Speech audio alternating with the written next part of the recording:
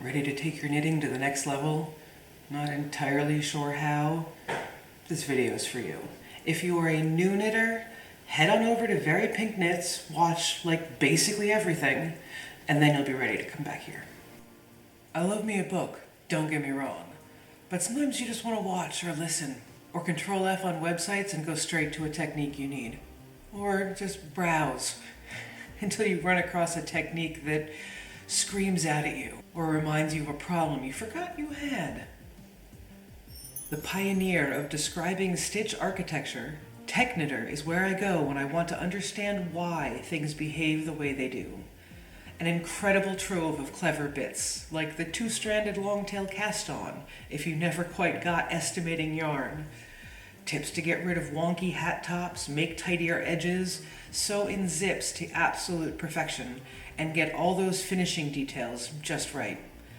All with not just instructions, but explanations of why this way is different than that one. And you know I love this part. She cites her sources, so if her incredibly in-depth understandings aren't enough for you, you know where to go to learn more. A master hand knitter who applies the scientific method to knitting.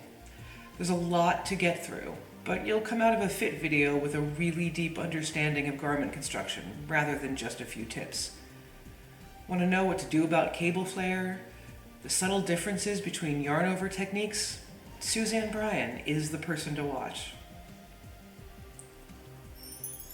Roxanne Richardson is similar but more succinct. They're both master hand knitters, they just have very different delivery. She breaks down techniques and constructions, often a bit less of the why, but I personally prefer her version of how.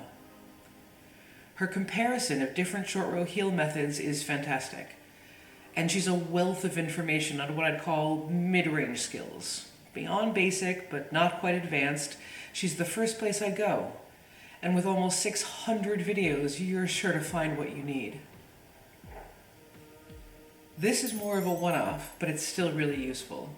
Susanna Winter compared different stretchy bind-offs, both for amount of stretch and, for me more importantly, amount of flare. You know how Jenny's surprisingly stretchy bind-off sort of flops all over the place? That's not a dig, it's meant for aggressively blocked shawls. But that wavy bit when the fabric is resting, that's flare. So there are two comparisons, one older, one updated, but they're both worth looking into to have up your sleeve. Okay, so when I went to get the link, I learned that Fringe Association has become KT's slow closet, which I've heard about but hadn't yet checked out. Never mind. I'm linking the tutorial that got my head around seaming because it's really, really good.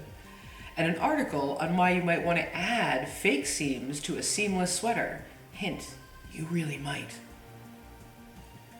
But the reason I'm putting her in top 5 is her fantastic series taking us along on her sweater modification journey, pitfalls and all. Her improv tutorial is also up there, sort of a condensed version of the journey.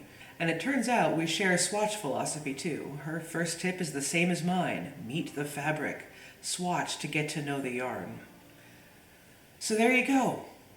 5 places to look when you're ready to up your knitting game, when you want people to ooh and ah at every garment you construct.